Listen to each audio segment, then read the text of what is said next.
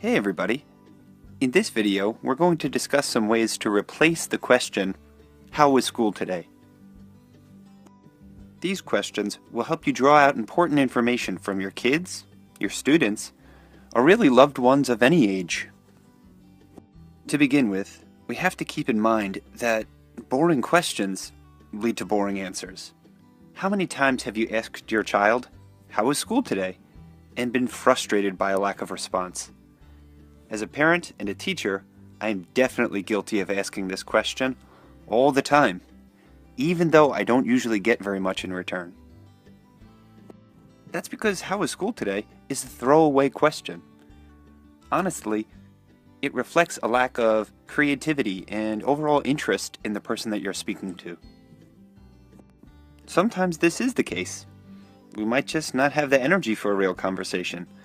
But for most parents, teachers, and caregivers, I don't believe this to be true. Most of the time, I think it's just that we can't think of what to ask. We want our kids to share stories of what happened at school. The awesome things and the not so awesome things.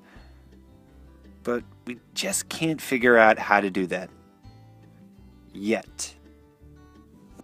The following is a list of questions that should help you draw out important information so that you can hear about all of the cool and not so cool things happening in your students' lives. These questions strike at the heart of many issues that face kids of any age, and with slight wording modifications, these questions can work with children of all ages. Parents too. Number 1. Tell me about a moment today when you felt excited about what you were learning. Number 2. Tell me about a moment in class when you felt confused. Number 3. Think about what you learned and did in school today. What's something you'd like to know more about? What's a question you have that came from your learning today? Number 4. Were there any moments today when you felt worried? When you felt scared? Number 5. Were there any times today when you felt disrespected by anyone? Tell me about those moments. Number 6.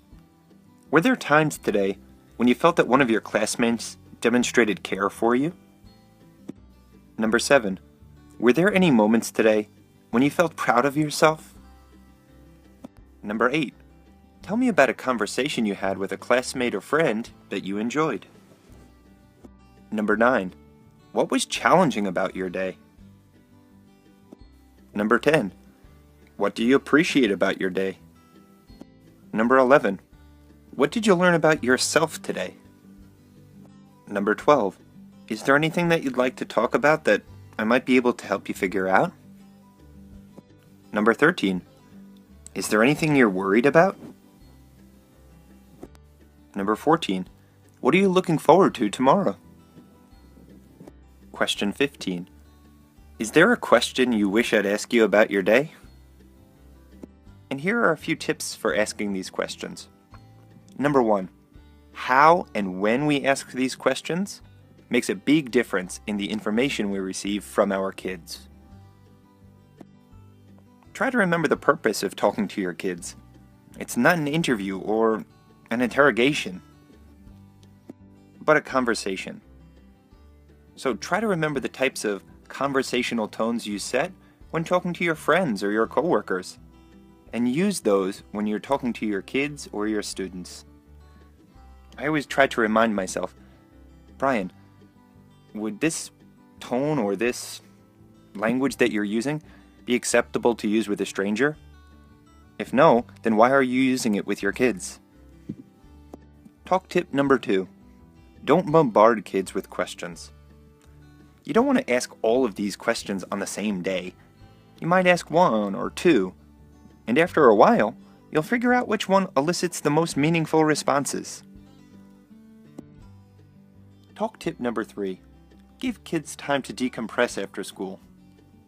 As adults, we can often forget how stressful school can be. While some students are energized by school, most find their days taxing, even under the best of conditions. As such, Kids need time to decompress, relax, and reduce some stress before they're asked questions about a day that they'd probably rather forget. Talk tip number 4. Ask questions when you are fully present. You want to ask during a time when you have the ability to focus, so that your child feels that they have your full attention. This could be when you're having dinner or driving a car.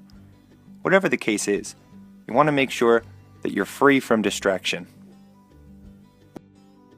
I like to have my conversations during the time when I'm preparing dinner, because A, we're forced to be in a tight spot together, and B, we have something to go back and forth to, something that can help us fill in the blanks and the gaps of our conversation. Talk tip number 5. Don't interrupt. This is a good rule for any conversation, but especially if you want to get a lot of information out of a kid. Talk tip number 6. Ask for more. Simply say, "I'd love to hear more about that," or "Can you expand on that a little?" Even prompting words like, "Wow," or "Cool, that's awesome," can serve the same purpose. Talk tip number 7. Ask about feelings. After a child describes an experience, ask, "How did you feel in that moment?" Or, "What did you notice about your feelings?" Talk tip number 8. Validate feelings. After you ask your kid to open up about their feelings, it's important that you reinforce whatever your kid feels is normal and okay. Let them know that. Feelings are okay. You need to tell them this. Talk tip number 9. Tell them it's not okay for teachers or kids to be unkind or mean.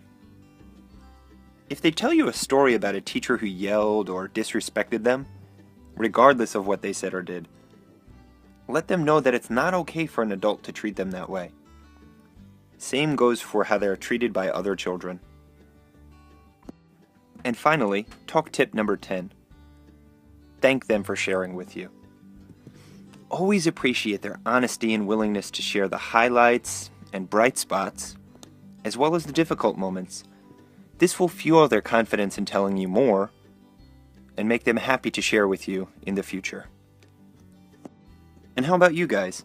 What other questions bring about the most conversation between you and your kids?